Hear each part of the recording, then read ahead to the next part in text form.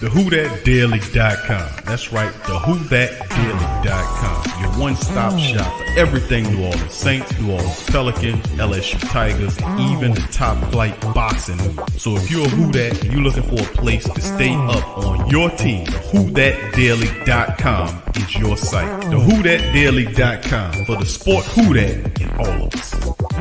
Check out the Pro Shop. That's right, the Pro Shop is the platform store where you can go and buy all the latest merch to support the platform. Available at the Pro Shops, we have dozens of hundreds of products available for you and your family. Unisex tees for men and women, hoodies and sweatshirts, tank tops, kids and baby items, long sleeve tees, mugs, pillows, wall art, bath bedding, face masks, phone cases, stickers, bags, fanny packs, socks, hats, and many other items. Please feel free to check out the Pro Shops. The link is in the description section below. And remember, it helps the platform continue to grow. Check out the Pro Shop and Who That too. Who that say they gonna beat them Saints? Who that? Who that?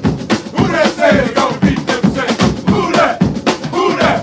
Who that say they gonna beat them Saints? Who that? Who? Yeah. Well, all right. Like you always say, welcome, welcome, welcome. Number one sports talking D. We ain't like the Falcons, we won't blow the lead. Look, all we talk is who that, who got cut and who back. Rookies and the vets, players you should look at. It's the sports coma, you don't wanna miss it. Got the pre-game party, post-game statistics. Get a visit from Sway, maybe DC or 5. It's the hottest thing smoking, Big Q and the guys. Go to YouTube Live, make sure you subscribe. Interviews inside the Saints locker room high. Talk to Drew, Jordan, Zach, Payton, New Orleans, Who That Nation. Best believe when I say we bleed gold and black. Ain't a miracle or rivalry could ever hold us back. No, Beastquake, Bounty Gate, let the truth be told. It's the sports coma, all we know is say Super Bowl. Yeah. You're listening to the Sports Coma with Big Q and the guys on the PRO Media Network. No, yeah, I mean, we look at them, they look at them, and we just come to, an agreement. Look, for us, it's an opportunity to get, I think, another good player a year ahead of time for a value that we liked. That's, in a nutshell, what it was. Ricky, who initiated that trade? Who made the first call? Yeah, I think that was Howie. He was looking to, he had 3 first-round picks, and he was looking to shift one to next year. And for you guys shifting one to this year, is that just kind of you like where your roster's at? You got some guys you like to build around now as opposed to Yeah, again, I think it's an opportunity to get, a really good player a year before we would get him more narrowly, and I liked the value of what we gave up versus what we got. Was any of that tied to how little you spent free agency? No, no, not really. Was that the main goal, to get talent? Yes. Yeah, I think that's always the main goal for us, right? And I'm not being facetious. I'm saying, yes, you're right. We're trying to acquire as many good players as we can, and that's another opportunity. You have free agency, you have trades, and you have the draft, and so this is one of those avenues. Yeah, because we're taking next year's first and converting it to this year's first. Would you say you called and you decided to make the deal? You had an idea of what you wanted to do with that, or was it just about collecting assets? That was a combination of that. Yeah, a combination of the two. Mickey, did any of it have to do with how your board stacked up? Did you see a lot of value in the top 40 this year in particular? Yes. More than like you're more. I don't know about more or less. I just, look, there's a group of players that we like that we think are going to be available.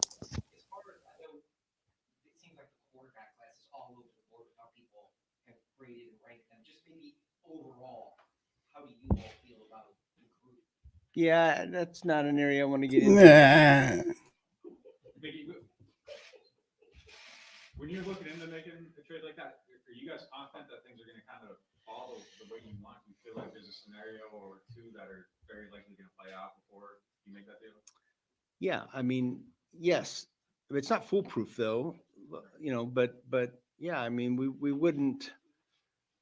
we wouldn't make a deal if we didn't think we were going to end up, with a good player in that spot. So, but it's not, it's never foolproof. So you guys, your And- market, handful of guys kind of is we'll get. I'm sorry, say that again. Like you're marked like a handful of guys. You're like, okay, one of these 3 or 4 or Mhm. whatever. Type of, Yeah. Mickey, how was the process gone without Sean? I mean, obviously Dennis was here and a lot of the staff's here. but- Quieter. Yeah, I'm just playing. Well, Sean's gone, and the big thing is, I can't say talk to Sean anymore. Much love to the fam. Appreciate y'all being in the live stream for this one, man.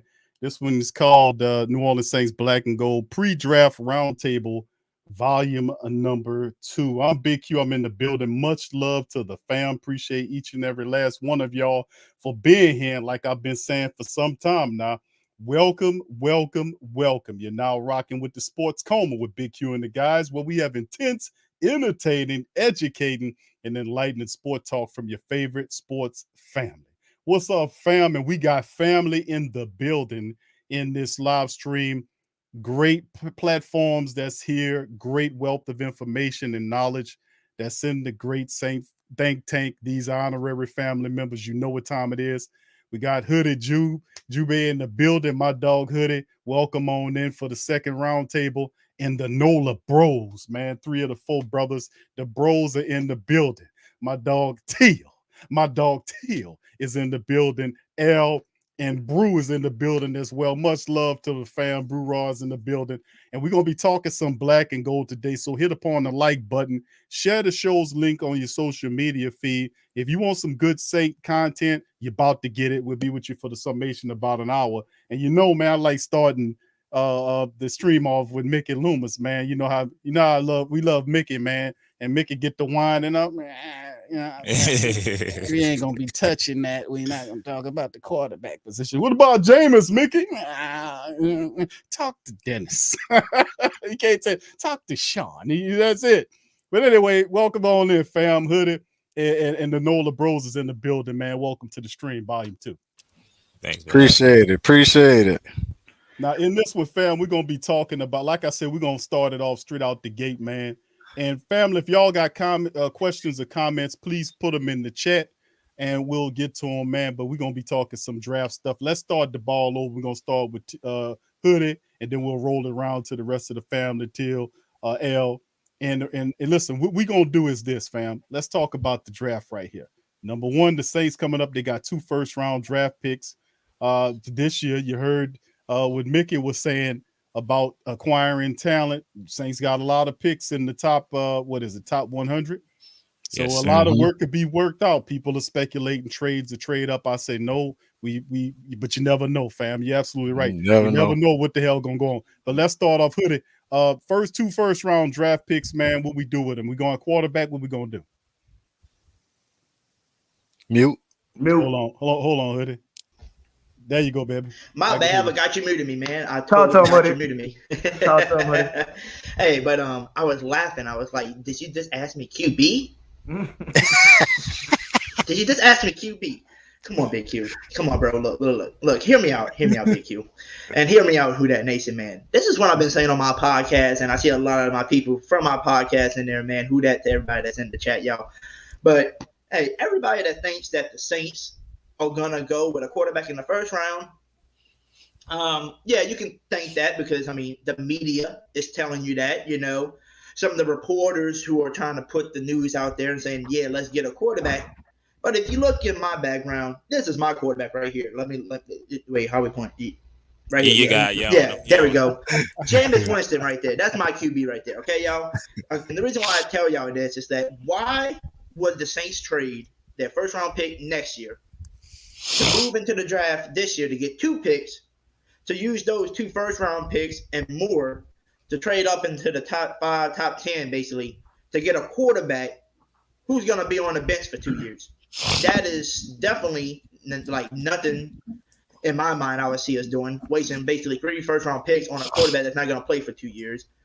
Second of all, the Saints, I already said it before, they want to compete this year. They in a win-now mode like we always do. We always in that win-now mode. So if we in that win-now mode, this is what the Saints are going to do if you're in the win now mode. You're gonna go get a receiver and an offensive tackle. You're gonna get weapons for Jameis and to go alongside with Michael Thomas. Plus, you're gonna get your offensive tackle to protect Jameis and compete on that line. Now, if you want to rebuild for the future, right? Well, you're still gonna go receiver and offensive tackle. And the reason why I say that is because Jameis is only 28 years old. And there's really not a lot of talented quarterbacks like him with that type of arm he has. He has a deep arm talent that most people not say. Like, if you ask somebody right now, who you think are the top 5 quarterbacks in this league with, like, a really strong arm? Jameis Winston would have to be in that conversation. His deep ball and everything are so beautiful. So beautiful. If you are in a rebuild mode, you can still put Jameis Winston in that because he can still play for at least another decade. So why wouldn't you go receiver, give him weapons? And why don't you go offensive tackle, give him protection? So those are my 2 things. And the only thing I can see of moving up for that they talking about, and I just seen it from another guy on the media earlier today. He said, yeah, the Eagles are a team I see moving up, maybe trying to trade with the Seahawks with the 9th pick, to get a receiver. I don't see them moving up to get a quarterback. They got Jalen Hurts. And I said, okay. And he said, but the Saints I heard are trying to move up too, maybe. And all the rumors are saying quarterbacks.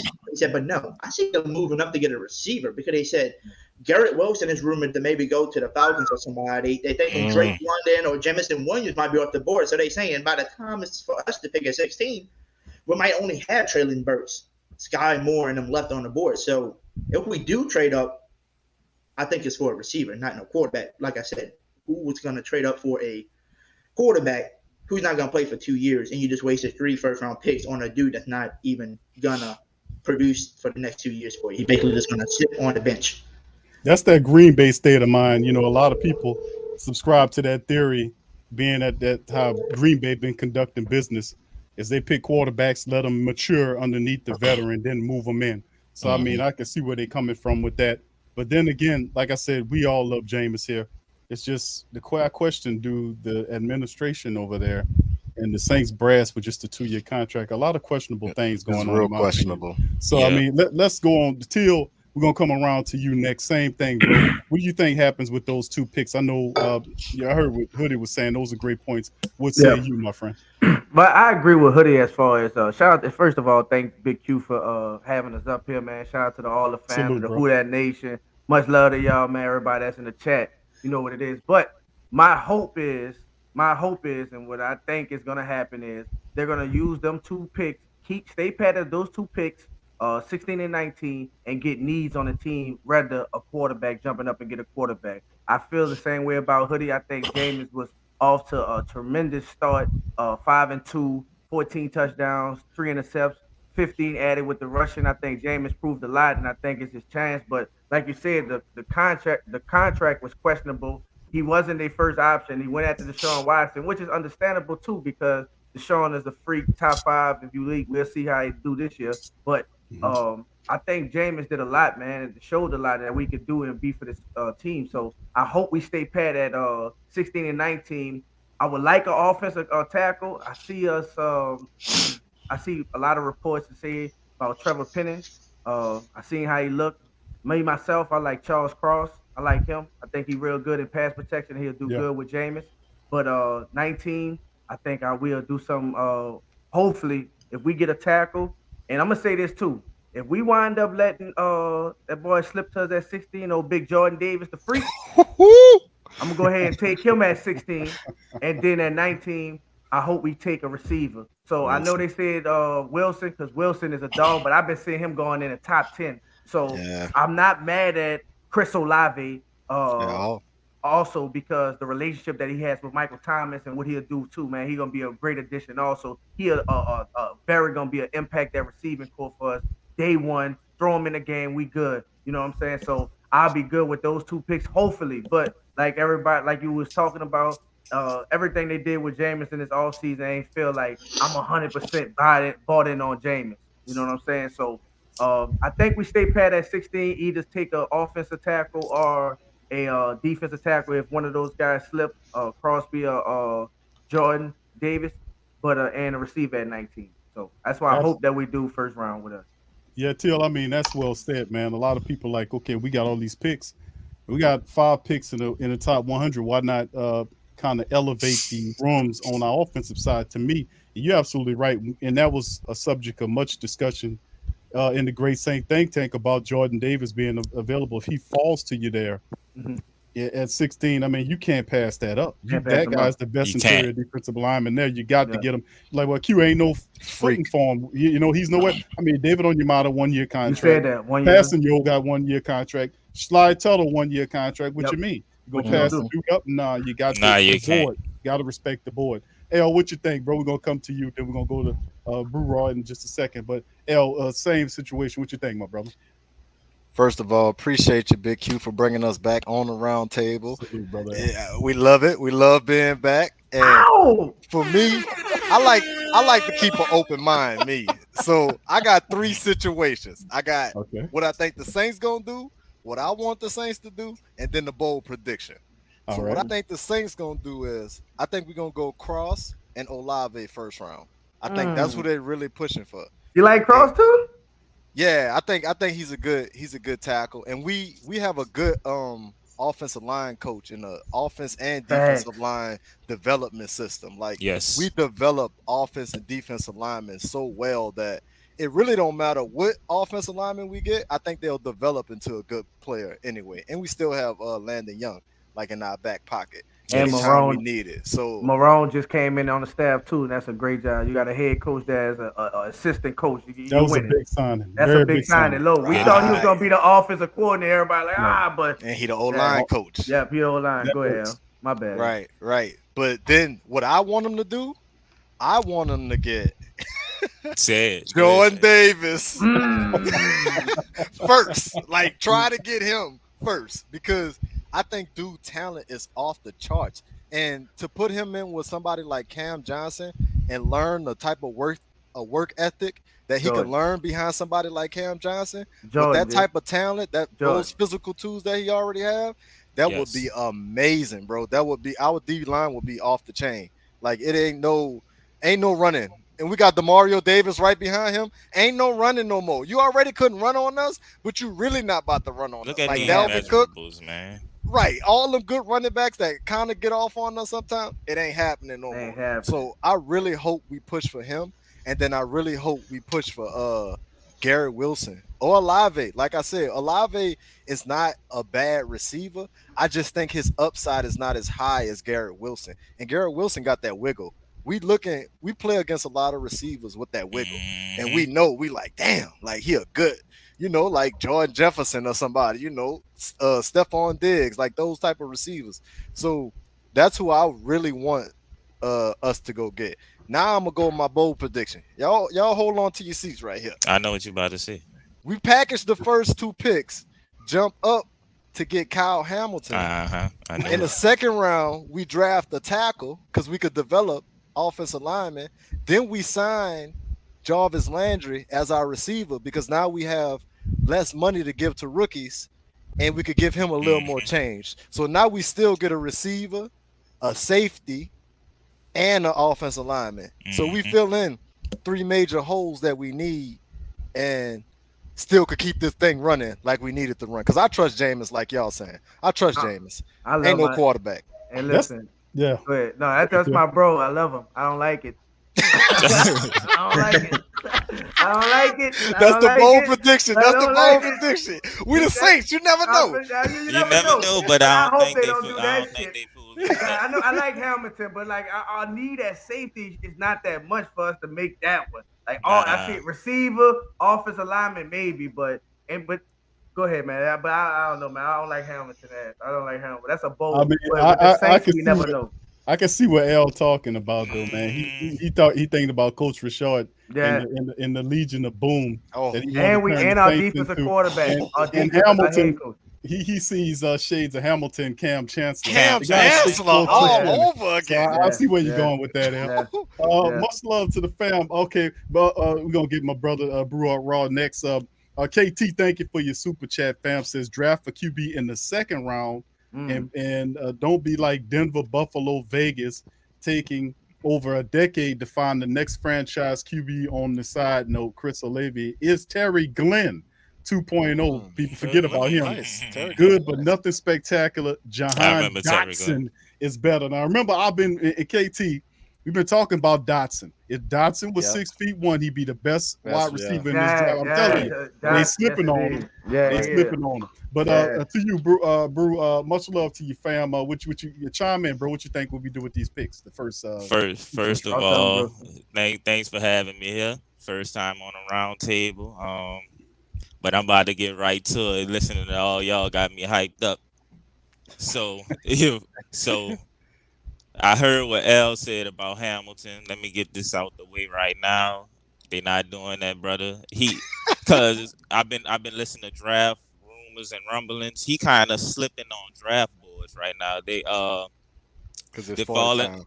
Yeah, the 40 time turns them off, and they falling in love with Brisker and Nick Cross from Maryland because of his 40 time. He ran a 4.3 at the combine, I believe. So they falling in love with Cross and Brisker.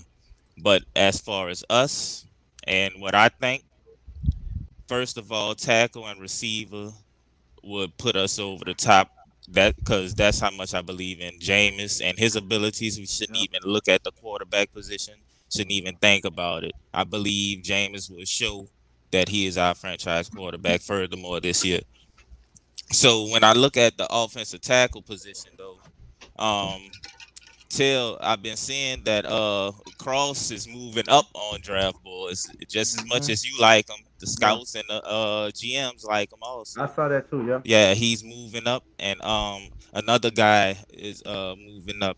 I forget his name, but they saying Evan Neal from Alabama could potentially drop to us. Right, which is crazy. Yes. Oh, they got. I still don't think it'll happen. But I don't think it. They got something that's #1 overall, right? But it's been so up and down because they were saying Hutchinson #1 overall for months, and now it just switched up. And it's that tackle from Georgia, and the other tackle from North Carolina State. Yeah, that's what I'm talking about. He moving up on the draft board. The offensive tackle from North Carolina State. Yeah. So as it stands right now, as it's looking at 16 and 19, we might have Evan Neal. We might have Bernard Raymond. And he was the second, had the second highest grade for O tackle.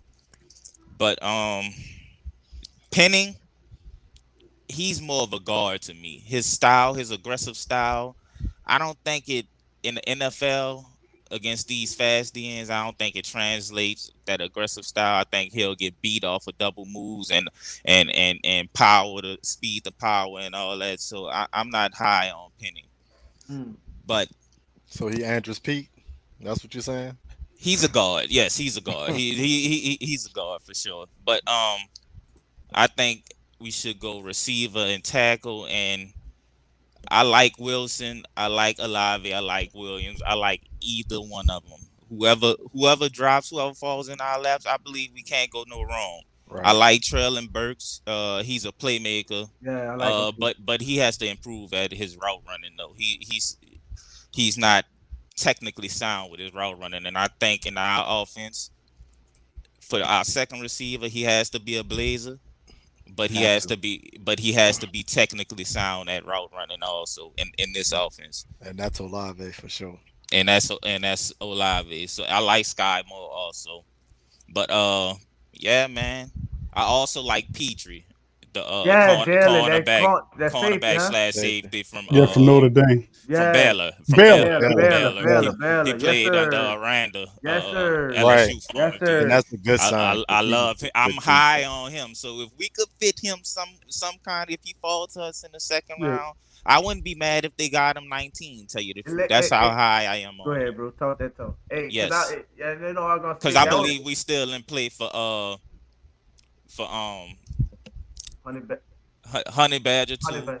Right. And damn, you just said his name too. Jarvis Landry. I just had a brain fuck with this now. But Jarvis Landry. I believe we still in play for Landry and Honey Badger, but Petrie will kill all that. And who that fans will love him. Yeah, yep. Who that fans love Petrie. I'm real high on Petrie, man. And that would have been my bold prediction. That would have been my bold shake-up move. Would have been either Petrie or Dexter. That's actually my bold prediction at 19.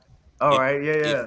Petrie. Petrie. Yeah, I like to fill that void, and he's so versatile because that's what the moves Dennis Allen make in his offseason. He wants scheme versatile players. And that's the only way to combat this fast running gun league that we got right now. To have versatile players. My DN could play D tackle sometimes. My linebacker could drop back in the zone. And my safeties and corners could play in the slot and play in cover 3, what have you. So Petrie could play 100%. Slot corner and safety. You can move C to the strong safety sometime. Play him like Malcolm Jenkins. You can move Petrie right there, interchangeable. And Brew, to add to what you're saying, Dennis Allen greatest feat is like his disguising. Like he disguised his blitzes and disguised his coverages so well pre-snap. And if you got those type of hybrid players, you don't know who's playing what position. You don't know if the safety playing corner. You don't know if the corner playing safety. It's a lot on the eyes for quarterbacks. And that's why we wanted Honey Badger too, because of that same thing, that versatility. And you know what? Petrie, I seen that Petrie is listed to be in the second. That's why I said mine would have been Petrie or Dexter Hill. But you never know with these drafts, though. But that's what. But the boards are different, and the scouts look at things differently. Because and it's crazy how it works, fam. Because Petrie coming out just a couple of weeks ago was rated as a top 3, the second best safety in the draft. So you can see how things kind of move around as you see guys move around and start shaking up during the draft. Let me throw this out there to the family members. We talking wide receivers. You know about Jameis Williams. Let's talk about Jameis Williams. Back to you, Hoodie. Let me ask you this. We know Mike Thomas is coming over off this 2-year layover with his injury situation. Reports indicating that he's 100% healthy. A lot of people say show it to McHugh when he hits the field. But let's get into this. If Jameis Williams is the pick for the Saints, and let's say they go in another position with the other first-round draft pick, would that be sufficient, being that you would have to wait for him to get healthy, perhaps into the regular season? Would you think the Who Dat Nation would actually go for that? Would they be as impatient as we were with the Michael Thomas situation? Are you going to be patient enough to wait for another wide receiver like Jameis Williams to come off his injury? What's your thoughts, buddy? I would wait, definitely, just because I think he's that great of a receiver coming into the draft. He is one of, I think, if not the best one coming into the draft before he got hurt. So, but him, coming back being 100%, I will wait a little bit. Plus, we still got to put into consideration that the Jarvis Landry deal might be coming, right? Jarvis Landry might be coming here. You never know. So, I mean, if he comes and then you just wait a little bit, that's fine. But that's why I sent you and DC that, draft the other night where I had Jameis Williams at 16 and then Olavi at 19. Clever. I mean, hey, if he's hurt, he's out to October, maybe. Because there are rumors of him maybe being out to October. So if he is out to about October, well, then you go. You got Chris Olave too. Because I'm saying, who's going to let these great, talented receivers just, cross their board and not take them? Like, if they on your top 5 receivers and you was going to go after one of them and then they both are on your board, why not grab him? Jameis Williams can rest, sit down to October. Then you got Chris Olave. And then by the time they reach their 4-year, get off of their rookie deal, just think about it. Michael Thomas probably won't be Michael Thomas anymore, because he's going to be in his, mid-30s, going on 40. So I feel you. So I'm saying you have your 2 receivers. I think that will draw a lot of criticism from the national media because they'll be talking about Michael Thomas like that. If we draft 2 first-round receivers, they're going to try to shit on Michael Thomas. They're going to say he's not the same guy. The Saints know he's not the same guy. They don't think he can come back and all of this stuff. So if we go 2 first-round receivers, that'll be bold. If we go 2 first-round receivers, in my opinion. That definitely be bold. It'll be intriguing. I mean, because Jameis Williams, if he was healthy, you would not get him there. Right? He's going inside the top 5. So it's kind of a gift and a curse that he would. Well, it's kind of a curse with the gift that he'll fall that far to you to be thinking about him at 16. Yeah. But let me do this. Prom, thank you, Bruce. Says, what if 16 is nil? 19 is Jones, and 49 is Burks. All right, thank you, Prime. Appreciate you on that. And KT, our resident Great Saint Think Tank Scout, had one. Where you at, KT? I know I seen you up there somewhere. Might have scrolled off on Jones. Oh, there it is. There it goes. He says, draft the QB. No, I think I already read that one. I got you on that one. Oh, KT. yeah. You read that one all right. Thank you for the kind donation, though, sir. Yeah.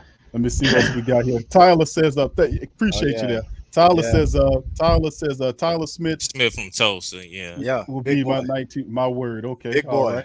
Ooh. Yeah, yeah. And KT's other super chat, bold prediction, Smoke Monday. Smoke Monday. Oh, okay. safety from Auburn. Okay.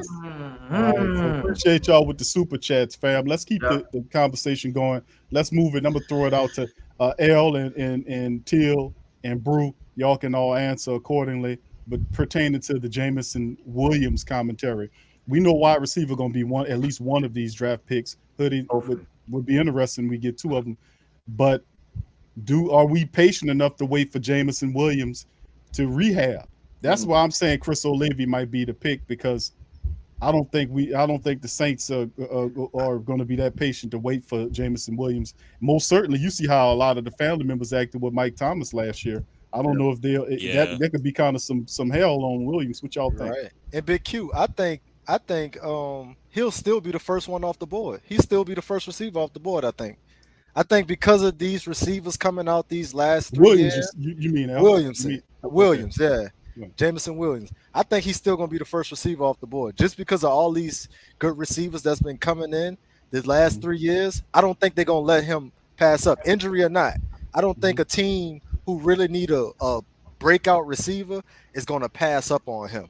And that's why I think Olave is going to end up falling in our lap, or Garrett Wilson. I don't know if Garrett Wilson, because like I said, that wiggle.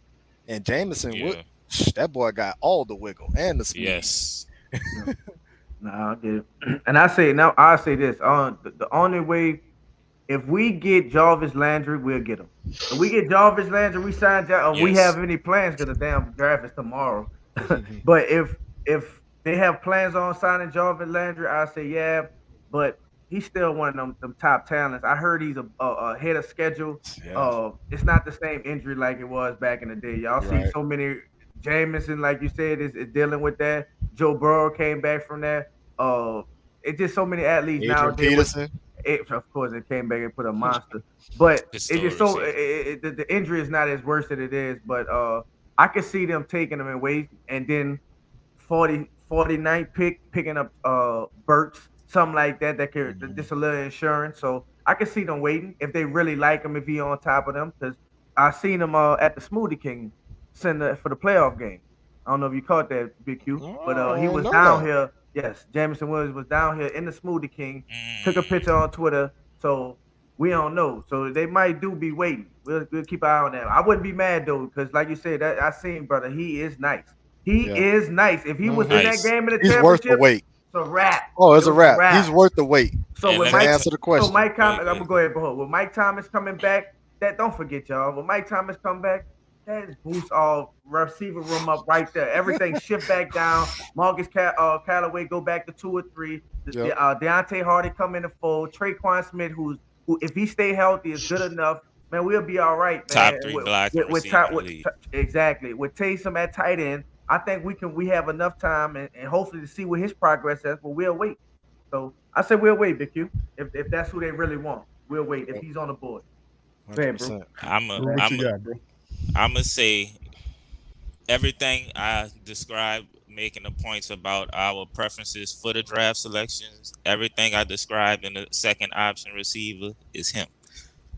Burner, a absolute beast of a route runner. I seen this dude run some routes, and he had corners lost, and they was terrified to even know his next move. That's how he has the opposition.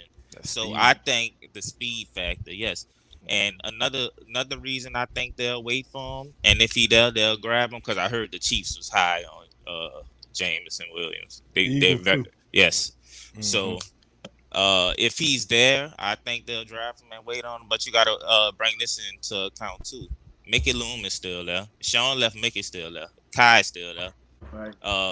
Jeff Ireland's still there. So you got to think about these receivers we go get undrafted and in the mid rounds we could grab when we start going best available and you start put your scouting to work because we real good at it. You could check the track record. Real good at these mid round picks, Kamara. You know what I'm saying? Trey Hendrickson, you know. We can go all the way back. We can go all the way back. We have a undrafted Colston, Knicks. We got Deontay Carl Hardy right Knicks, now. DeAndre Hardy, Yeah. Marcus Williams just got $70 million. You know Yep. what I'm saying? He was drafted in the 4th round. Real good in that. We do real well drafting mid round. So we could draft him, and if they see another receiver with some potential in the later rounds, we could nab him too. Build that receiver room up. Undrafted free agents. You know we go see one of them. We still got the scouts, people. Still got Mickey. And Big Q, Mickey did will that trust. article say real fast? He's running Really fast. really, Yeah. really fast. I just wanted to see it was And to add to his speed, Jameis have the perfect arm. James have the perfect arm for speed like that. Oh yeah. No matter how fast you running, James is gonna put that thing in the sweet spot. The deep ball of Jameis Winston last year was so beautiful. We talk about it all the time. It was dimes, all of them. Every single last one of them. Even if you call it back, it's a dime. You got to give them weapons to get to, but yeah, that's fine. But just a second, Till, I'm gonna turn it over to you. Marcus, thank you for your super chat, fam. Says Chris Olave in the first, then wide receiver Alec Pierce in the later rounds. Fantastic wide receiver out of Cincinnati. Caught a lot of passes from Ritter, who's also a very good quarterback. A lot of people anticipating the Cincinnati quarterback, 4-year player there, to slide to the 2nd round. Quarterbacks are finicky at this point. Only 2 guys, and you never know who they like. Willis and Pickett are the top guys. They're saying that can go there, but you never know where the Ole Miss guy goes. But anyway, thank you there, Marcus. And go ahead and finish your thought there, Teal, and then Hoodie. I want you to chime in after Teal finished speaking. We're gonna swing it to draft diamonds in the rough who you guys like that people are not talking about. I think I was finished. I think I was just amen and something, but yeah, nah. I think I did amen. I think I was finished up, bro. You good, though. That's all my thought on it. I think, but James said, but you said really, really fast. That caught my attention. So I'm just, that's ahead of schedule. And like I said, them injuries now is season injury, career injuries like that. No more. The Achilles and the ACL, people are recovering really fast, and he's running really, really fast right now. So we gotta see. We just gotta see how much they like him, man. But you're right. Go ahead, dude. All right, Hoodie, to you, my friend. Let's talk diamonds in the rough. I know a lot of the family members in here are bringing up a lot of. You've seen what Ryan was talking about, Pierce, who a lot of people are not talking about. Very good wide receiver. Sky, who Brew was talking about. Treylon Burks. There are some fantastic wide receivers and guys in the draft. And we got a lot of picks here. Jesse Jackson, keep hope alive. Because if we draft Jameson, we should wait till he's ready to play. And we also hired Alabama sports science guy. We So did. there you go. You got the great same think tank turning on the brains here. But to And you, he come Hoodie, from let's Alabama. Good program. So. Jameson Williams, who knows more about his injury than this guy? Right. Yep. So good point on that. Exactly. First hand. So good connect. First man on the scene. Yep. First man on the scene. Hoodie, to you, draft diamonds, bro. Who should the Saints be looking at in your account? Well, I mean, I'm gonna switch it up a little bit. I know a lot of people are probably asking me about receivers and stuff like that, but everybody's forgetting. I think that Alvin Kamara is gonna be gone probably for at least 4 to 6 games, most likely, right? Yes. For the suspicion. So we definitely gonna need a running back because I tell people right now, Dwayne Washington can do some stuff for you, but he's mainly got brought back for the special team 1-year deal. You got Mark Ingram and Tony Jones Jr. Now you look at Mark Ingram. Yeah, he can do some stuff. I still think he's got a little bit of fuel left in the tank. But you saw last year he got hurt too. And he didn't play that many games, and he got hurt a little bit because he is getting older. So he can get injured really quick because he is getting older. Now you turn and you look at Tony Jones Jr. He got hurt last year and was out literally for the whole year. So can you trust those 2 running backs while, Kamara is out? Me, I can't. So running backs that people are talking about is Breece Hall. They're talking about Kenneth Walker. Some of them are really talking about the other dude, Damian Pierce from Florida. But the people that, like the guy, like when I started doing more mock drafts yesterday on my podcast, And I was looking, this dude was dropping down to like the 5th or 6th round. And when I looked at it, Brian Robinson Jr. from Bama. Ah, that's my guy. That's me. Tell me about it, Hoodie. Tell me about it. And I'm telling him, and I said, and I think people are sleeping on Brian Robinson Jr. because he is. You got to think about it. He is 6'1". He's not 6'3" like Derrick Henry, but he's built, and his run style is literally like a Derrick Henry. So I tell people that. I ask people this: who's the best running back in the league? People say Derrick Henry because of his power run. Like he's just unstoppable. And I said, okay, cool. And I said, okay, well, if you had to do both, receiving and running. And they're like, oh, Kamara or McCaffrey in a heartbeat. And I said, okay, so you already got Kamara, who's your receiving / run. He's a versatile type of running back. And then you pick up a dude like Brian Robinson Jr., who can be a Derrick Henry, which is supposedly the best type of running back in the league. And you put them two together. That's scary.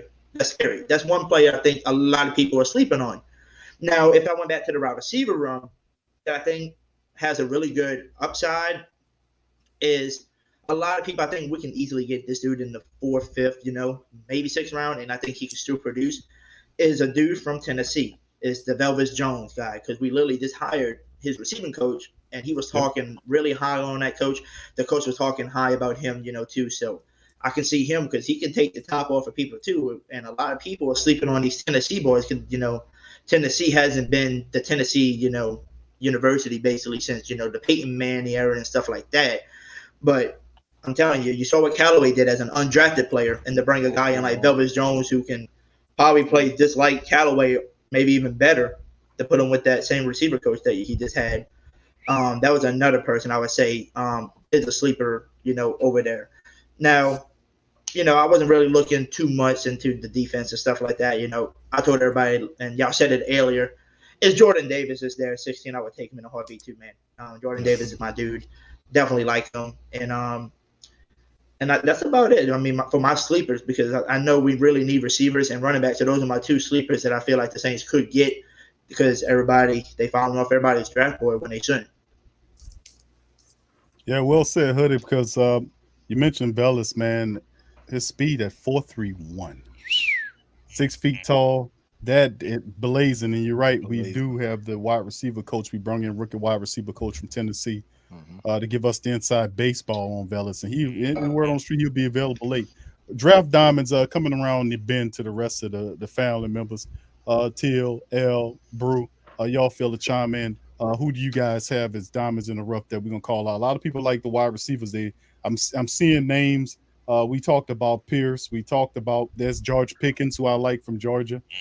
We talked about, I don't know if I can consider Jahan Dotson a diamond in the rough because I think a lot of people know who he is, and I think he'll go in the first round. People talking about Christian Watson from North Dakota State. That's what I'm about to tell you. That's what I'm about to tell you right there. That'd have been mine right there. Christian but go ahead, Watson. Till. Who else you got? Who else you like, bro? I liked it. Anybody else? I liked it. Hoodie. I liked it. Hoodie. Brian Robinson. Brian Robinson from Alabama. Man, just him with because Mark Ingram, man, I don't know how much Mark Ingram got left in the tank. I still believe he could be productive this year, but we just talking about the future, and we have to prepare for Alvin Kamara being out because it could be 6 to 8 weeks. They just pushed the court date back to August, so man, we don't know how that's gonna play out, how that's gonna interfere. So picking up a running back, I like the running back from Georgia, White. I like him also, but like Christian Watson, man, big receiver. He's supposed to be going in the second round, and we slipped Trey Burton out there. Traylon Burton out there. We can pick this guy up, man. Big, tall receiver, blazing speed, man. Run big routes, home run hit, man. I really like him, man. This big old receiver, man. So that'd have been my diamond in the right there. If Christian Watson, man, I'm really high on him, and I think he'll be good in our system also. So yeah, man, that'll be mine and a running back for sure, man. I like from Alabama that he'll fit our offense.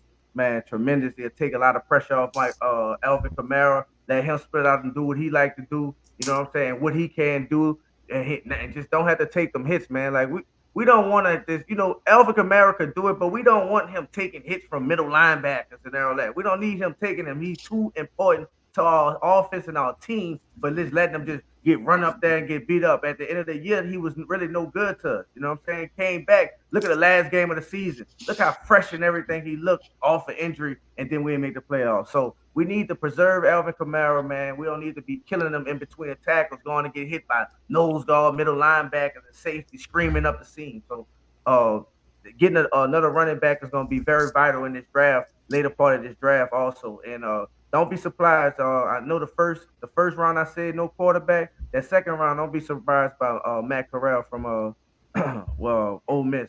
The Saints might pick him up also. So that might be that's my gems that I see the Saints going with, and that will be productive with our team. You know, I don't know about Corral. I just see them picking up a quarterback in this draft. I hope not, but I can see him not in the first round, but later on in the second or third round if they got him or Desmond Ridder. I know I didn't heard them. They've been high on him, so we're gonna see about that. Yeah, Matt Corral from Mississippi. You know, he got injury in his last man, ankle injury, so I don't think he participated in the combine. Did he? I don't know. I don't think he was. His ass should have set out the bowl game. He didn't want to sit out. Yes. Got hurt in the bowl game. Bowl game. That's how it happened, man. You like that? You like that warrior mentality, but it is what it is, man. We're gonna see that. There go Desmond Ritter. We're gonna see, man. I'm not agree. I'm sold on Jameis, but I just see them. And before Sean left, he kept saying, "Drew gone, we're gonna be in the quarterback business," and I can see that lingering around. So, but why would we go later round quarterback when we took Ian Book in the later round as a quarterback?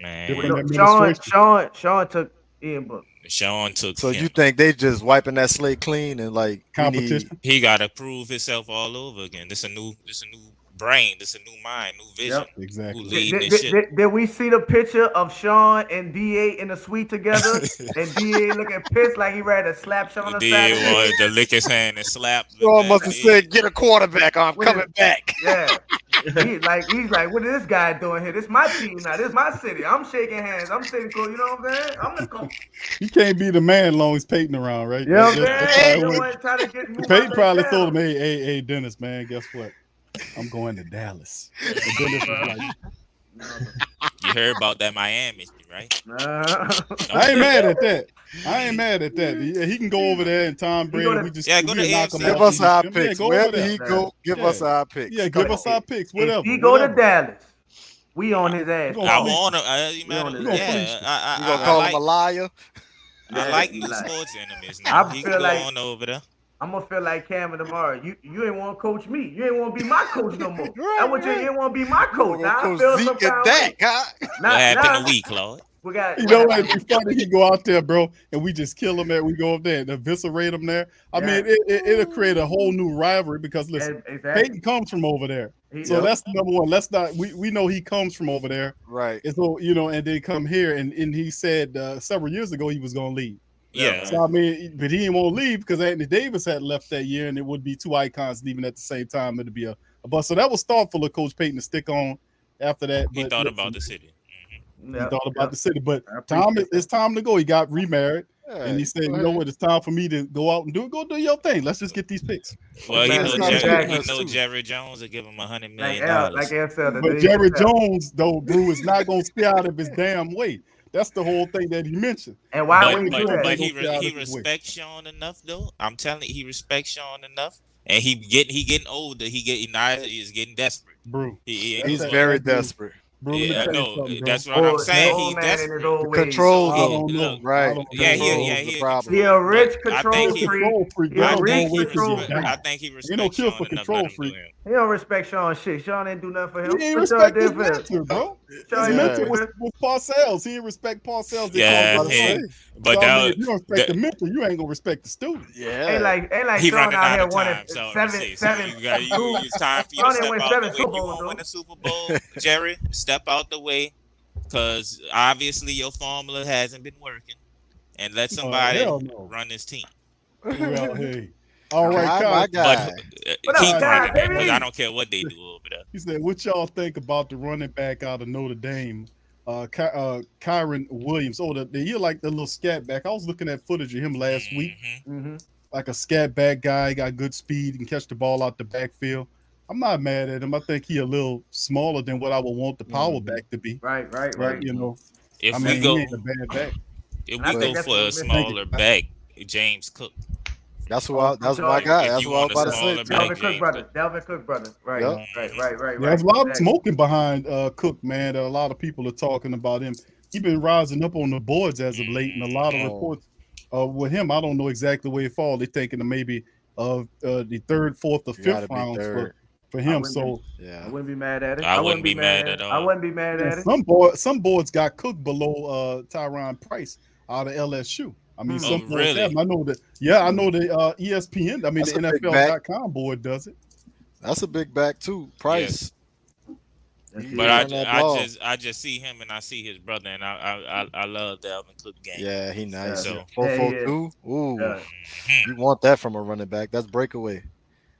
so But Al, my yeah. guys would Try to hit be us with two. Cook, the Georgia boys, Cook and Pickens off the rip. Okay. Those two guys in the later rounds, they're value picks.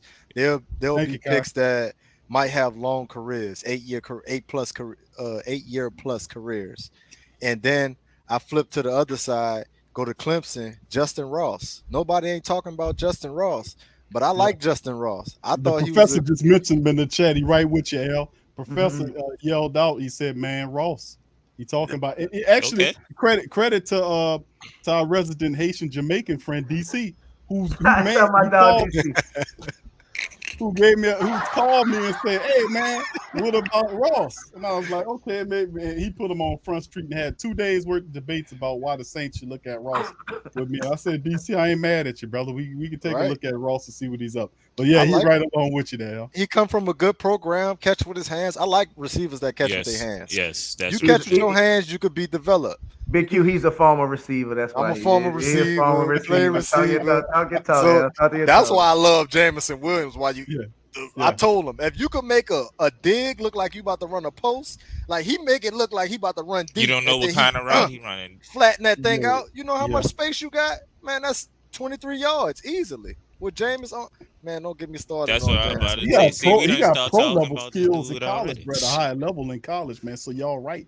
I mean, the thing about him, man, is that's the thing. Like, it has to be similar to what Hoodie was saying about the Saints. Do they take the 2 wide receivers there, or do they take one with one of the picks and then the next guy in the second round and get somebody else? I say we need an offensive lineman there. If Jordan Davis ain't there, we got to Right. get an offensive lineman to protect James's blind side. Let me throw this at you, fam, and y'all can answer in any order y'all want.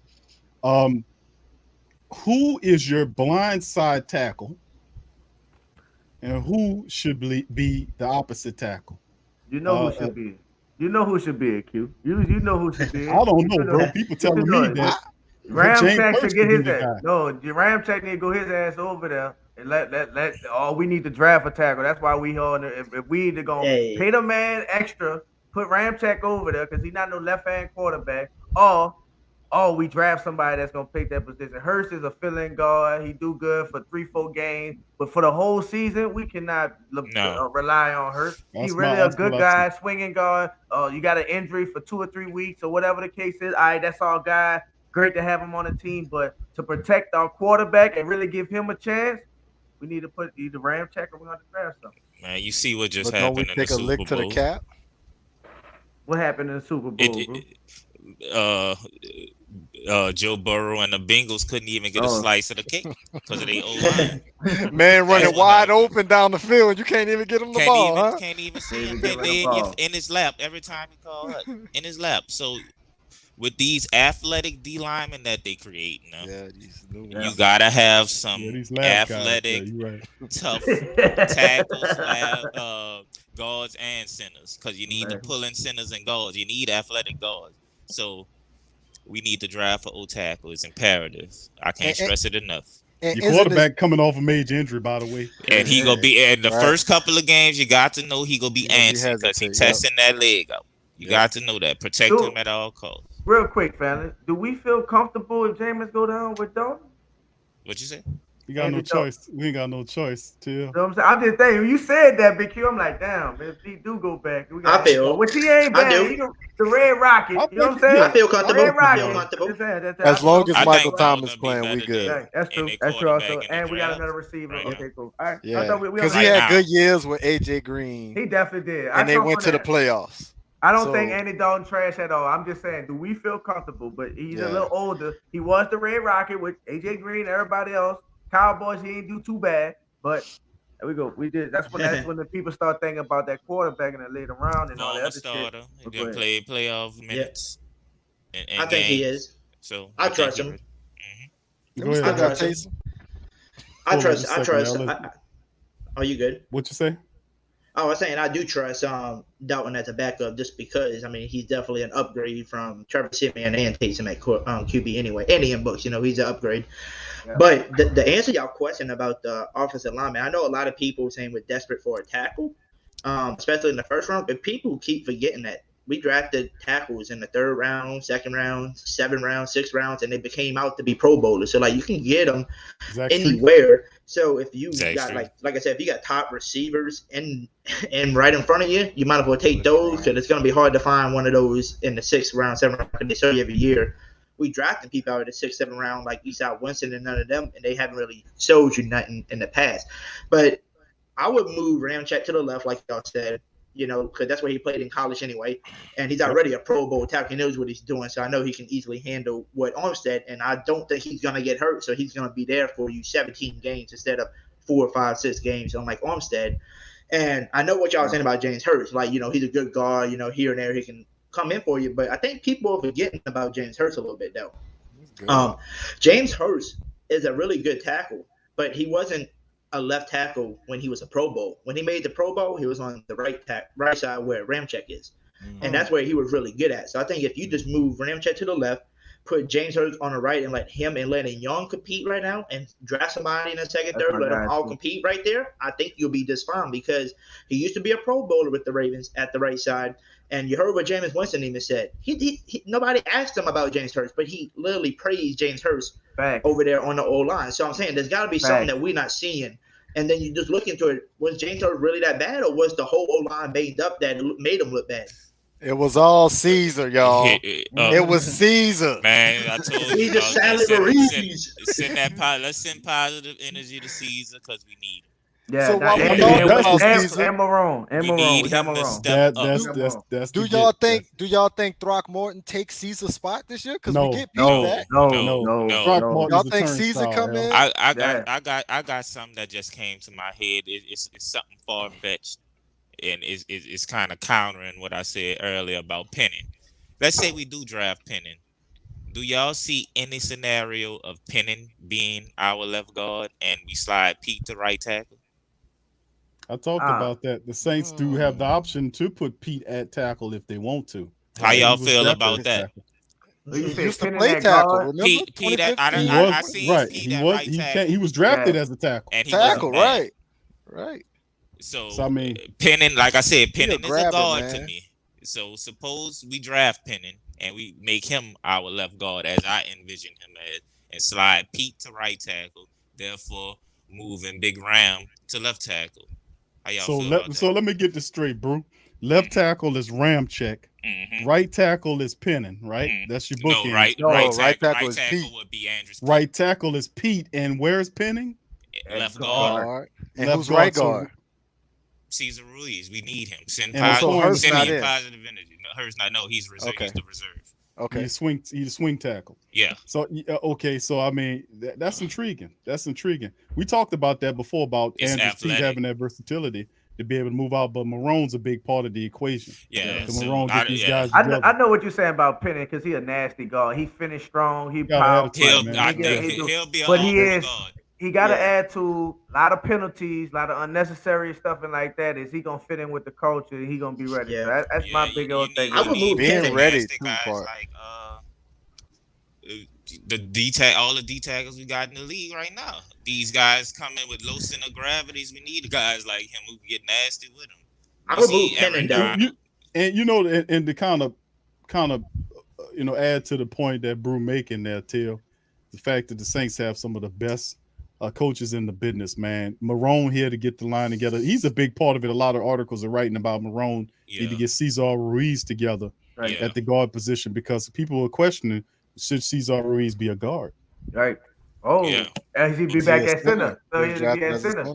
I think he has the body. He was made to play center. That's what I believe. But I believe he could beat McCoy just cut up, man. He just played ahead of McCoy solid. McCoy is all pro. But if it right, that's the thing, removing him. But why take Cesar Ruiz if you know he can't beat out McCoy? Because the idea was Coach Payton was visualizing moving McCoy to right guard.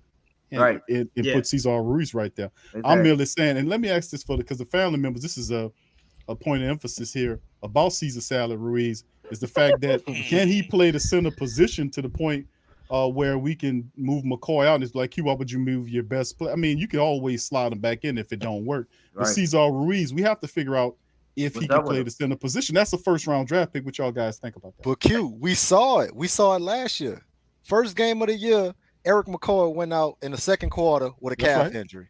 Cesar Ruiz came in and played center for the next, 3 to 4 games? Yeah. And it was horrendous. Well, the second game don't count on him. The second game don't count on him, Al. Don't forget that. The second game. He wasn't that bad. What? He was getting pushed down with one hand straight through the middle. I'm just saying the second game. I'm not blaming on him. I'm just saying the second game. The Carolina game. The first game wasn't bad. Green Bay game wasn't bad. Not the game when he came in. He actually did a pretty decent job when McCoy got hurt that game. Al just don't like him. But after that, the fact that he did have. But you know what, though, Al? What do you attribute that to? He got to learn the position sooner or later, and they got him playing guard as opposed to center. He's playing out of position. I think Cesar Ruiz's growth is dependent on him. He needs to toughen up. He let too many people push him around last year. We kept seeing Cesar Ruiz getting pushed back, pushed around, turned around, swing move. And I'm talking about in a matter of 2 seconds, dudes are in the backfield making tackles for loss. We behind the chains. How many times were we behind the chains on these losing streaks? Do y'all remember the losing streak that we had? We kept getting behind the chains because Cesar Ruiz holding. He's getting pushed back. It wasn't just him, though, Al. He was looking bad, though, bro. You're right. In some of them games, I can't. You right. Smokeless. If you in the chat, we need a Cesar Ruiz highlight tape. A low light tape. You mean? A low light tape. All I'm gonna say is, like Big Q said, you gotta give him. We gave Pete all the time in the world to go through his trials and tribulations. Let's send Cesar Ruiz some positive energy because he's still learning. He got crucifying Andrew. He got better. I was hired as his lawyer to defend him on the sports coma. People was killing Ruiz. Gave him all the time. And that wasn't all his fault because he was playing every position everywhere. It was like, you know what, Q? That's right. He did play everything. He did play right tackle. He did play left tackle. Everything to center. Yep. Hey, Q, real quick, off subject. I got a shout out to the family. Years ago, I was over here holding down those 26. My dog PJ playmaking Mills. They laughed at me. They laughed at me. PJ, waiting to say that one. Hey, waiting to say that. My dog Q told me I should be a lawyer and everything else. You heard me? I totally was playing at the wrong position. Look what he did, Tom Brady. Great hit on Godwin. Good hit. I gotta give it to you, Till. PJ stepped up, bro. He did a great job this past season. And guess who else? Swade. Remember Swade said that PJ Williams will lead the team in interceptions this year, this past season. He didn't lead him. He was tied. It was tied with 3. Everybody had 3. So that was close. And that was one he said before the season. He ain't gonna never let me do that one down. Never. Remember what I said last year? I'm like, everything else you said was wrong, but you did get that one thing right. You ain't gonna let me forget that one. No, bro. That's how it works. That's how it works, bro. That's how it works, bro. But Brian, you don't know how my dog is. Brian Russell, thank you. Brian, much love, fam. He said, "What's up, family? 2 diamonds for you. A Quill Glass, and Jermaine Martin. Yeah, I know. I was watching some stuff on Glass, man. That dude is very talented, bro. They're not really talking about that brother, that quarterback, man. And KT had one that I was looking up, James Houston. Man, this dude, y'all need to watch some footage. KT is our resident scout, man. But listen, Shout out to this KT, dude, man. KT put this guy on my radar, and I looked him up. This dude is something else, man. Now he come from, he out the HBS HBS, the historical black colleges. But man, let me tell you something. This dude could play, bro. Game, yeah. He got game, bro. Check him out, family. Check him out. KT was put out like, Q, you need to look this guy up. And I'll be looking at that. Q, look at this guy. Look at this guy. Like, man, and that will slip through the cracks. But y'all look up that dude. That dude could play, man. And I watched a lot of Jackson State. I watched a lot of Jackson State this year, so I seen him play for sure. He nice. And Big Q. Yeah, go ahead, Hoodie. Oh, I just got two quick questions. One of the questions I asked on my podcast, and for some reason I did not know this dude was following me on Twitter because I was streaming it through Twitter too. And he put, "Hey, I don't know if anybody's seen Hoodie Jube podcast the other night, but he asked a really great question, and I wanted to ask y'all." And he put it on Twitter, and people was answering. So my question was, I said, if the New Orleans Saints literally came to you and they said, "Okay, you get to pick one person to pick to wear the black and gold, and you don't even have to worry about the money situation. We got money. Who do you want to see? Tyrone Matthews in the black and gold or Jarvis Landry in the black and gold? But you got to choose one. We can only pick one. We can't do both. Who are you choosing? 7-1. One time for that. Honey Badger. What? Honey Badger. One time for Man, that. you know how gangster our defensive backfield would be with Honey Badger, CD, Marshawn, Debo, Roby. Oh, I just can't. Man, Honey Badger. Honey Badger. I'm gonna say Honey Badger. Honey Badger got you. Because hey, I was asking people, and I told them, I said, look, I see both sides. One side I seen Tyrone Matthews, the Honey Badger. I'm like, dude, with him in our DB room, with the CJ going to Johnson on the field, it's gonna be insane. Lattimore, really great.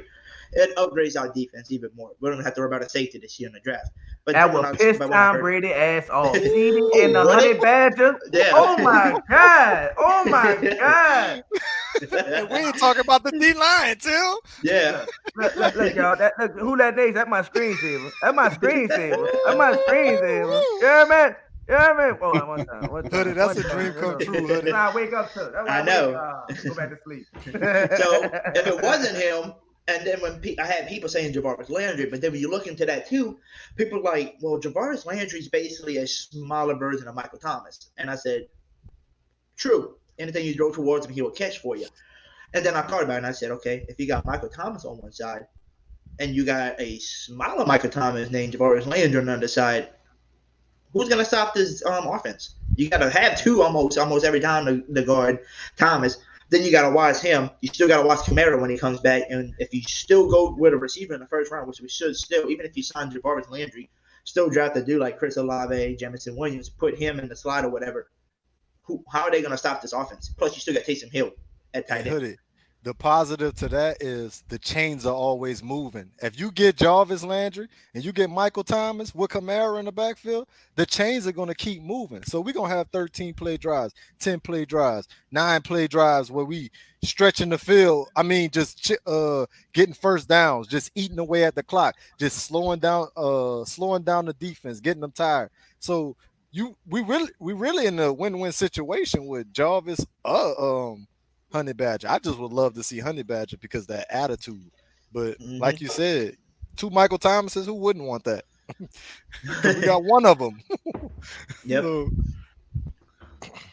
But man, that was just a question I had to ask. That's special though, man.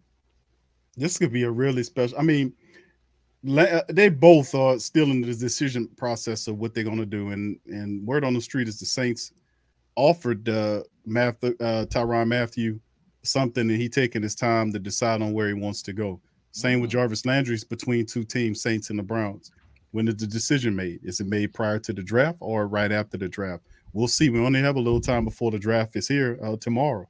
So, I mean, this could be interesting. They could be in play for – and the weird thing about it is, fam, we're in play for both these guys. If they both say, you know what, and they call each other, both LSU guys, say, Jarvis, Tyrann, let's just go down there and make it happen with the black and gold. Let's go home. Let's go home. Could you? And a lot of people not big on Jarvis Landry, but I keep telling them, listen, Landry has some issues injury-wise over the last several years, but listen, he still caught more passes than the Saints wide receivers did.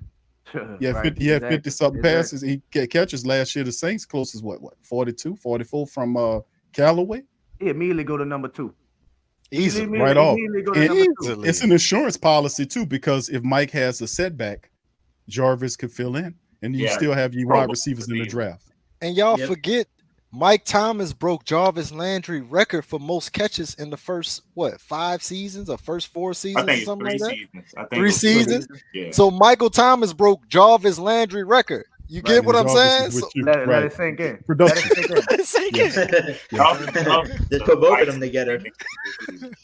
You have both, yeah. So I'm not worried We're in about play for that. both of those guys. And Saints, go ahead. Saints do their due diligence, bro, and credit to them what they did, getting the money. Even though we was getting the money ready for Watson, it worked out big time because we still have a lot of money and we're in play for both those guys. Play for whatever. We could do whatever. The ball in our court. We not worried about nothing. Everybody we let go, we could have signed. We could have signed Marcus Wood. We could have signed Tyron, but we didn't want to put ourselves in a position. Are we gonna pay all that money for Tyron and he only playing 7 games? I love you. You're on the intro song, gotta take you off. But hey, it is what it is. Wish you the best. You want to go down there and be a rapper. Much love to you. Marcus, you wanted to go too. You wanted a new fresh beginning. I guess you wanted to do your own. So it is what it is, man. I But it respect makes it. sense. I respect it. I respect it. I Yeah, got it number makes love for both of them, man. I wish y'all the best, except when y'all play us. I'm gonna say it live. First got him. Marcus May. He's gonna. I think he might look better than Williams in this. I mean, Williams rangy. Don't get me wrong, but that's about all he have over Marcus May, the range. Everything else, all the boxes as a safety, I'm giving it to Marcus May. And Q and Hoodie, I told the bros this before. It's possible that Dennis Allen wanted Marcus May the first time in the draft. It was. You're right. Because he was 2 picks before. That's right. Marcus Williams. Well, L, I'm gonna tell you something. You're 100% right, man. Let me tell you something. The Saints wanted him. They wanted you can go back and look it up. When we were talking about it, we covered it. That was the thing that they were looking at him and kind of settled in on Marcus Williams. Saints was, and then of course the Saints gave. Listen, if I can't show you something in all of the time the Saints gave Williams 5 years? What was it? 4 or 5 years? I forget. Franchise tag. Okay, so 5 years. The NA franchise tagged him and still said, you know what? We good. We good. You know, Yeah. good. That's something else, man. That's something else. And you put Marcus May with the other Gator, seeded Deuce. You know them ties run through. You know what I'm saying? Play together already. Look at them connections, right? The ties that bind the connections, bro. And what's the safety? What's my boy name? Johnson from the Bucks we picked up with the injury. Evans. Evans. Justin Evans. I said this to the bros. Did y'all see the hit he put on King Henry? You need to go watch his highlight and watch him. He's a hard hitting boy. When he healthy, he could play. Boy, he hit King. It was in college, but he knocked Henry on his ass. I'm talking about full. You know the drill. Come sideways, meet at the meeting point. Bye y'all. Knock him on there. I say, Lord. Yeah. Head across that chest. Come on. People always judge individual, man. Listen, forget that interview. How is he gonna fit in this scheme? How is he gonna fit with this team? And shout out to Quan. Hey, everybody, don't trip on Quan, y'all. Last year we signed Quan August 15th. August 15th, we signed Quan. He talking to the Jets, he doing all good, but we signed him 15th. You know what I'm saying? So we good, man. We good. We got a lot to go with. I'm just nervous about what we gonna do drafting as far as with the safety. We don't know. That was my next question for you. Is Honey Badger gonna sign or not? Do we draft for safety? Do we get prepared? I think we gotta draft somebody. We got to. That was my next question for y'all. What's the Kawan situation? I was gonna ask y'all if you see the Saints draft a linebacker in the second round or the third round, like we did with Pete Warner and Zach Bond. Does that mean would that be a sign saying Kawan ain't coming back? Or if they don't draft no linebackers and then 8 till 5th, 6th round, you can make the team. They might pick up like a veteran. Then that tells you Kawan's coming back probably. But if we see him draft higher, I mean, that means something is telling us. Like if they draft a dude in the second, third round, that kind of tells me something, right? I agree. I agree with that. But I don't think we do that because Petey, he the next man up. He the next leader. But you only got him and DeMario, right? There's him and DeMario and right. But he the next DeMario Davis until we draft another one. I think we're gonna let Petey and DeMario play this thing, and we might sign Quine back. But if we don't, we might get another veteran, linebacker out there to plug and play type of guy. But I think it's Petey time to shine. And Petey played good last year. Like he played real good. He popped Leonard Fournette for me. That's all I need to see. You hit running backs like that. I think Quan coming back. I think, like I said, they letting him talk. They're gonna give. He coming back. I love what P Warner doing. He just getting a little bigger. And he gonna be there. Hoodie was on there from the beginning. He was talking about how he Luke Kuechly, and he definitely showed up, man. And I like Pete, but I would love to have Quan there and to have them two rotating and everything. Yeah. We need that. We don't not just on the field, off the field. That speed. Mario Davis came out. I seen the interview where he said out his own mouth. Y'all don't understand. That's my best friend. That's like a best friend of me, on and off. So it's important that we bring him back for that same reason. Like I know it's not gonna kill us. Let's bring Quan back. You know the system. He gonna do great with us. Right. If he get hurt, we got Pete right there. We good. But it's gonna be about Jets offering them that money though. You know what I'm saying? How he's feeling in his career. They taking their time with it though. I like. He good for the locker room, but they taking. I don't think it'll take big money to sign Quan Alexander, man. I think his market is pretty much flat right now, and the Saints are gonna let the market dictate the value of what they're willing to play. That's something that they've been doing all season long. So they're comfortable with that. So I think eventually, remember what happened last year? He signed in July? Yeah, August 15th. No, he was August 15th. August 15th. August 15th. So that means we played a preseason game probably. Late in the game. He signed late in the game. So why not that this year? But I definitely want him back. But I understand what you're saying there, Hoodie. But there's a lot of good linebackers that'll be available in this draft that'll fall in that between that 2nd and 4th round. And the Saints, what do you have? Let's say Pete Werner has issues. He had them last year. Yep. When he was on the field, he was phenomenal, but he did miss some games. He did. We incredibly blessed with Demario Davis since he's been here. Mm-hmm. The only game he missed was the COVID game. Yep. When he couldn't play. So we've had some blessings from as far as that concerned. But if those guys are not available, who do you have to replace them? That's the question. And if Quan he provides that insurance, but behind him, who do you have? Are you confident in Zach Bond? I mean, what is it? Zach Bond need to be rushing a quarterback in a 3-4 off the edge. They're not using them like that, though, bro. Yeah. That's something that we thought about. They're not using. Look at all of the pass rushes the Saints and added. August the 3rd. I'm sorry, y'all. August the 3rd. August 3rd. Okay. So do we have enough room for Zach Bond to operate in the pass rush scenario? And actually, last year, he actually looked pretty decent before Pete Werner said, let me take this from you. Right, exactly. Or before the Christian McCaffrey game. That first game was awesome. Well, that was tough, man. Come on. I know. No, but that angle route. Oof. Yeah, you talking about P. Warner? Oh, P. Warner. Yeah. You talking about P. Warner? No, Zach Bond. Zach Bond can't cover. Oh yeah. I was always quiet. Oh man, he punished him. He can't cover like that. That's not. He had him on the island. He did good against the Packers. He played a good game against the Packers. He was pretty okay. But that IQ, man, for years we got killed with them misdirections, the tight end leaking out behind, and we not understanding what's going on, and they in the flag killers, and he is part of that. Like, when Quan was able to run sideline to sideline, same thing with Petey. I loved it. They understand it. Same thing with Demario Davis. So, Zach Bond, like Bruce said, he need to be rushing the quarterback, and not too much stuff. I don't trust him right now. He still got time to develop, but right now, what he showed on the field last year, I don't trust him.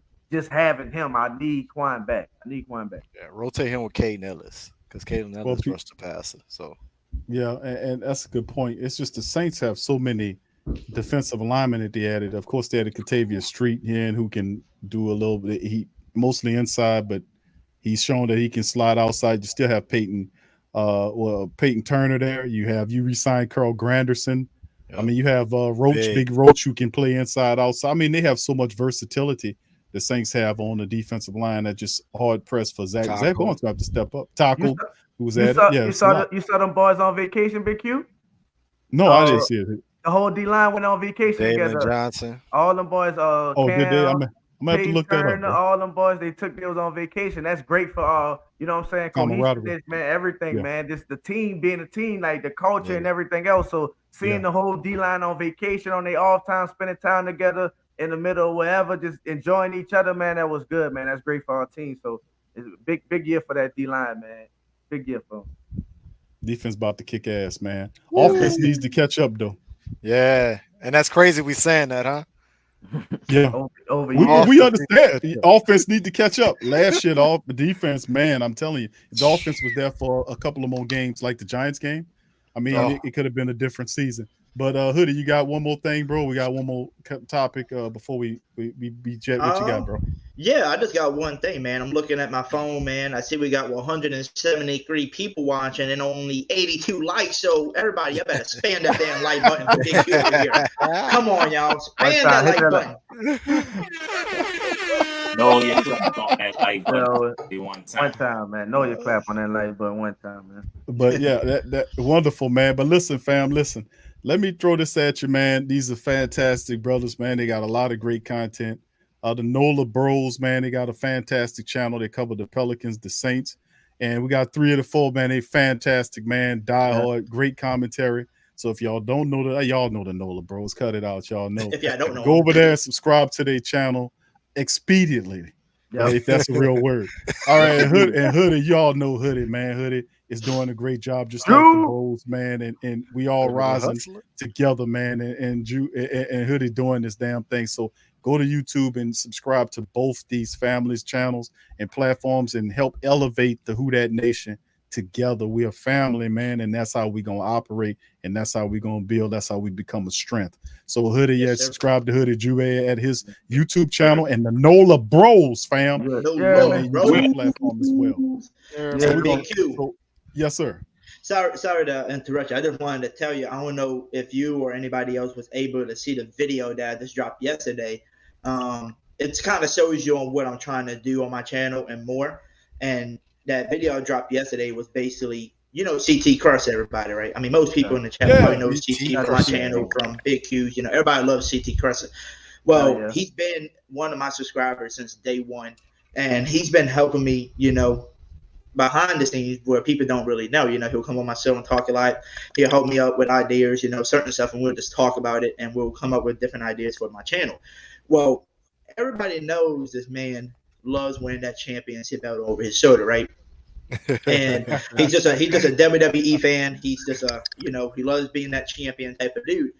And one night, me and him was talking, and we're just talking about, you know, an idea. And when I got off, I talked to my girlfriend and my friend, and I said, yo, I'm buying this dude a championship belt. It's gonna be a custom belt, like literally with his face on it. It has a cartoon version of his face on it. It has the Fleur de Lis on each side with his name on it, and it literally says the Hoodie Jube Champ, man, New Orleans Saints, Who Dat Nation, and CT Crush on it. And I brought it to him, and I got to meet him Monday in person. Did a video off of that, you know, driving there, meeting them.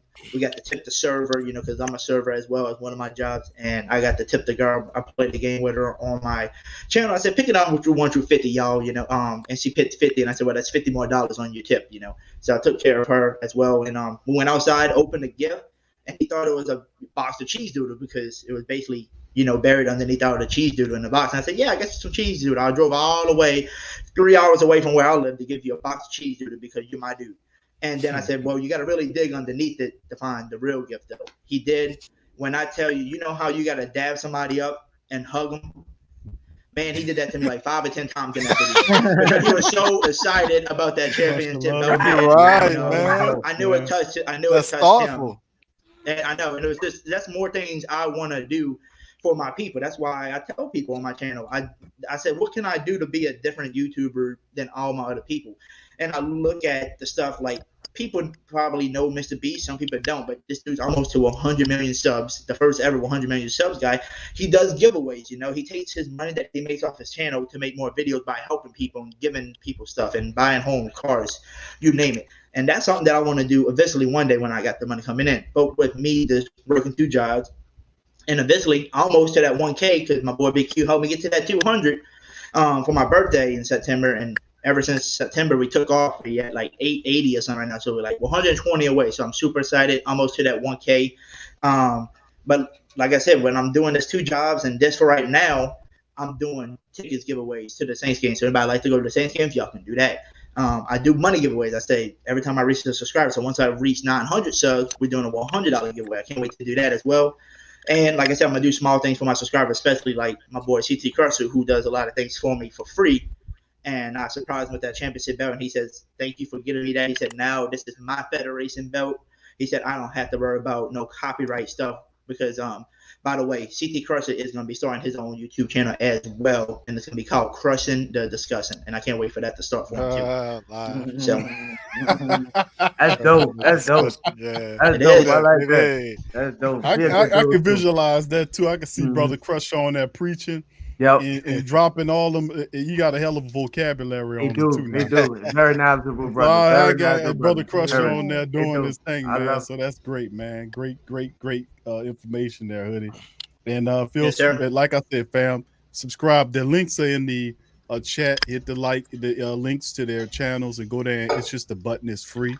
Just hit the button, fam. Just help the platform. It's free 99. Free 99. Hit the button, man. Free 99. I promise you, it won't cost you a damn thing to hit the subscribe button. So hit the subscribe button, hit the like button, and feel free to share their content, this content, wherever Saints family members, because this is what it's all about, fam. It's about being a family.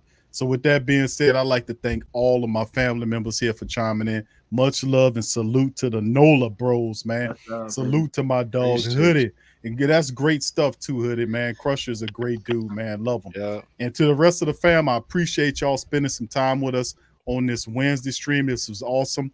Tomorrow, family, draft day. I'm pretty sure the family members got stuff going on. Oh, So yeah. subscribe so you can find out what's going on with the Nola Bros. What y'all got cooking over there? We got a double header. We got a double header. Yeah, we got a double header, man. Double header for sure. We're gonna have the draft. We're gonna have if you don't know, man, this Nola Bros, this me and my best friends. We've been best friends for about 18 years. Since 2003, that's been my brothers.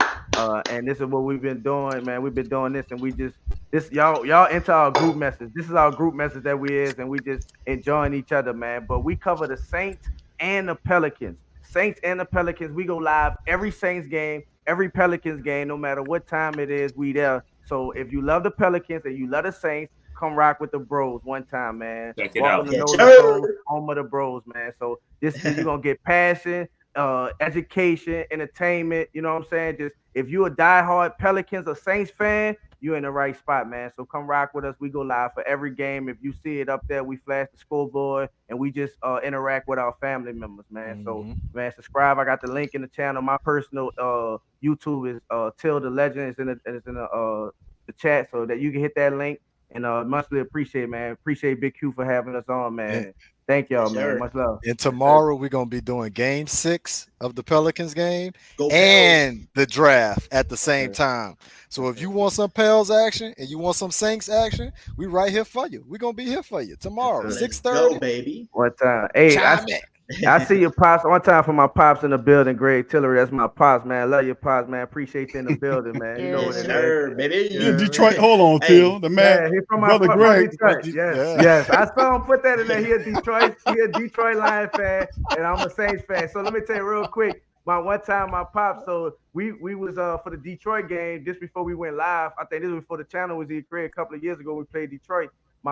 We was balling at my house, you know what I'm saying? My brother Brew was on there, cookers and stuff like that.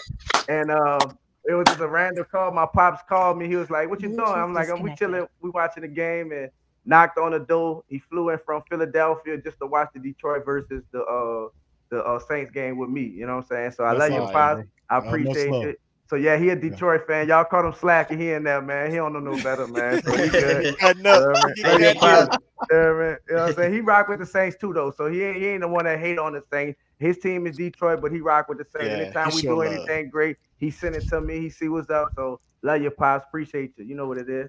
Yeah. I gotta say one more thing, Big Q, before you end this, Go man. ahead. Because Go look, ahead, hey, just to tell everybody, yes, tomorrow I will be doing a draft, man. It's gonna be me, D&G breakdown, which is Aaron, Smokeless YT, who was in the chat tonight. He's gonna be on there with us. Smokeless. Yeah, Smokeless was in there tonight too, so he's gonna be with us. And I think my boy Master Podcast, who's just started his channel tomorrow. Shout out to Master. That's so my dog. if y'all want to tune in and come see what it's all about with us, man, y'all more than welcome to tune in as well. But I had to say something before the podcast ended about the Nola Bros, man. I love their energy. And I tell people this all the time. Like, cause look, I've been off the past week. Like, somehow my two jobs be giving me off on the Pelicans game, like when they play. And I said, you know what? I'm gonna do my podcast about 2 hours in advance. I started, and then we have 2 hours to talk some Saints football, talk about everything, and then let's do a Pelicans, watch party too. Well, I said, well, the Nola Bros are gonna be live. So as soon as the game starts, I put the ESPN app on there, let people watch the score. We talk about it. We maybe have 4 or 5 people, on the live talking with me. And, in my chat, we got about 20, 30 something people watching still, because of, the Saints, podcast. But as soon as that Nola Bro thing hit and said, you must go watch the Nola Bros, we live, tune in. Man, I tell them like this, hey, the Nola Bros are going live. I know they're definitely a bigger platform than me with the Pelicans for sure. I said I barely do Pelicans because I'm always at work, but somehow I've been off. So I've been doing watch parties lately. But I said, hey, if you have to leave, I don't care because I understand. Because I said I used to watch them when I was at work with the AirPods and my thing, listening to them pumping up the pills. And I'll drop from 30 viewers to about 5. During the game, and the 5 people are the people who are on there talking to me. So those 5 people that stick with me, I appreciate it. But guess what? I don't care if y'all all would have left. I'll still be streaming with zero viewers. So I'll still be streaming just to get some views later on. So like I said, the Nola Bros is the platform to be, especially for Pelican game, because Hoodie Jube can do some Pelican game, but you're gonna hear some weird stuff out of me sometimes. I'll be like, God damn, these refs, like what about these refs, y'all, and these Pelicans. I don't know. I need to ask y'all. While on here, what do y'all think of these dang refs in this NBA series right now? Like, it's terrible, right? All I can say is they need to be interviewed and fined. Interviewed and fined. In order way to keep it real, they got this sports betting wave where everything's sports betting. The number last night for the Pelicans was plus 12. The fucking score stayed 12-14 the whole game. Anyway, it's a whole thing. But these refs need to be interviewed and fined. If we can sit up here and talk about these players and these coaches and having a bad game and everything else, we need to be able to criticize the refs who control the game, and we need to hold them accountable. So interviewed and fined and suspended is my thing and my thinking that needs to happen, because that's the only way we're going to keep it fair and we're going to keep everybody honest. If you're interviewed, fined, and suspended. Yes, sir. There you go. Yes, sir. That's how I feel about it. Them refs sucks.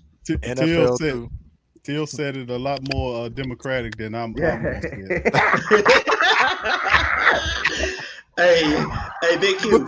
All I gotta say is, Big Q, man. I met the Nola Bros in person. I think the one I did get to meet was L, right? Yeah, L was the only one that wasn't at the game when I went there. It was the Panthers game, I believe. We went to, and I went by myself. No subscribers were able to make it with me, so no security, no nothing. I got to meet the Nola Bros though. So whoever was a subscriber and y'all couldn't make it, too bad on y'all. Y'all missed out on the Nola Bros and Hoodie Jube. But Big Q, bro, I know you're a bitchin' man. I know you got this big platform, but bro, we gotta meet one day. You and me as a YouTuber, we gotta go to a Saints game together. Listen. All YouTubers. Where we gonna meet at, y'all? Listen, cause Big Q, I missed you last year. You went that Saturday, we couldn't go. Let's meet at training camp. Let's do it. Let's do it. Training camp and just whatever. You know what I'm saying? We meet up early in the morning. Yeah. Look, Q, I like to be there for 8. I like to be the first one in line. Hey, I tell you. I like to be the first one in line. Get a good seat. At 6:45. If y'all look at the last this year intro, as far as like for the Saints camp, we was in there, second line and in there. The first day of training camp, you know what I'm saying? We was in there. So shout out to that. Yeah, we definitely need to meet, man. We could do the If you ain't busy, Hoodie, I mean, I know you gonna come, Hoodie. If Q, you ain't busy. Yeah, I'm coming. We put a day out and we'll chop it up, man. Let's do that. I'll tell my job to fire me before that. They tell me, oh, you can't go. You better find a worker to take your shift. All right, I got you, man. And then when they don't, I'm like, okay, well, I ain't coming anyway, so you might as well write me up. But I mean, I know you need me anyway. But at the end of the day, man, Big Q, the last thing I wanted to take, it just came to my brain. There's a guy named Keith that I talked to on Twitter, and that's Jameis Winston's cousin. He came on my show 2 or 3 times already, talked it up. He said anytime we need him, hit him up. He loves to come on and talk about it. And I do want to, because I think I added you on Twitter on the, Sports Coma. You need to add me back if I can send you a message and send you this dude's name, but you can hit him up and get him on your show, because I'm telling you, Keith on the show is so nice hearing him, because he tells you some under stuff stories that you never heard about Jameis before, and people don't know about. No, Jameis 101 came on my show before too, but this is his actual cousin from Bama, and his name is Keith. So I said y'all gotta get him on y'all show one day, because it's really cool listening to him. Really cool dude. Okay, that's what's up. All right, Hoodie, I'm gonna do that, bro. I'm gonna check it out, bro. Matter of fact, I'm gonna find you there, bro. I haven't been. Hold on. Okay, I see you up there. I got Yes, you, bro. sir. All right. Yep, All I gotta right. send So, you to him.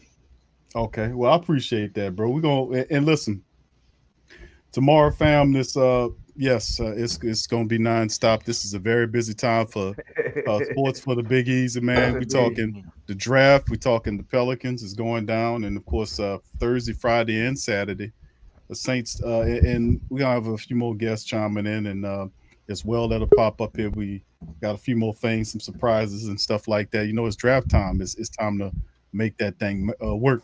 But at the end of the day, I like to thank all my guests, man. Much love to Hoodie Jube and L, Brew, and my dog Teal, and all the family members for chiming in on this round table. We're gonna do another one, fam. We're gonna do another one. We're gonna do it a lot sooner than November. What was it, Hoodie? September for my birthday. Yeah, that's too damn long, man. You know, we're gonna have to do another one. Matter of fact, we'll do another one. It'll probably be we'll find out. Y'all, yeah, I'll text DM y'all guys and see what's the best fit, and probably be the might be a Sunday or a Monday show of next week when the draft is all done and completed. All the undrafted guys are signed. Yeah, we got a good barometer what the team looks like, and then we'll kind of bounce back and see what kind of thoughts heading after that thing next week. So if you guys want to participate, y'all let me know, and kind of we'll clear that thing and bring a volume 3 around this piece and get some stuff. So with that being said, I'd like to thank all y'all for chiming in this, man. We'll be back here tomorrow, man, on Thursday. Just doing the damn thing, man. It's draft time. It's Pelican time. It's going down, baby. Yeah. So I mean, so with that being said, much love to the fam. I appreciate y'all, man. Like I said, subscribe to Hoodie's channel. Subscribe to the Nola Bros, man. They doing that work. They putting in that work, man, for real. Give these brothers their respect, and subscribe and share this show's link with other Saints family members. And I love y'all. Y'all keep y'all heads up, and appreciate the fam for joining us. And I'm gonna holler at y'all later. Who that? Who that? Yeah. Well, all right. Like you always say, welcome, welcome, welcome. #1 sports talking D. We ain't like the Falcons. We won't blow the lead. Look, all we talk is who that, who got cut and who back. Rookies in the vets, players you should look at. It's the sports coma, you don't wanna miss it. Got the pre-game party, post-game statistics. Get a visit from Sway, maybe DC or 5. It's the hottest thing smoking, Big Q and the guys. Go to YouTube Live, make sure you subscribe. Interviews inside the Saints locker room high. Talk to Drew, Jordan, Zach, Payton, New Orleans, who that nation. Best believe when I say we bleed gold and black. Ain't a miracle or rivalry could ever hold us back. No, Beastquake, Bounty Gate, let the truth be told. It's the sports coma, all we know is say Super Bowl. Yeah. You're listening to the Sports Coma with Big Q and the guys on the PRO Media Network.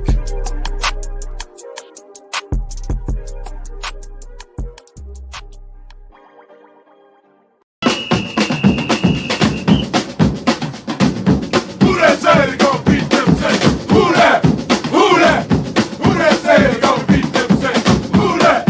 Who that? Who that say they gon' beat them Saints? Who that? Who that? Check out the Pro Shop. That's right, the Pro Shop is the platform store where you can go and buy all the latest merch to support the platform. Available at the Pro Shops, we have dozens of hundreds of products available for you and your family. Unisex tees for men and women, hoodies and sweatshirts, tank tops, kids and baby items, long sleeve tees, mugs, pillows, wall art, bath bedding, face masks, phone cases, stickers, bags, fanny packs, socks, hats, and many other items. Please feel free to check out the Pro Shops. The link is in the description section below. And remember, it helps the platform continue to grow. So check out the Pro Shop and who that too.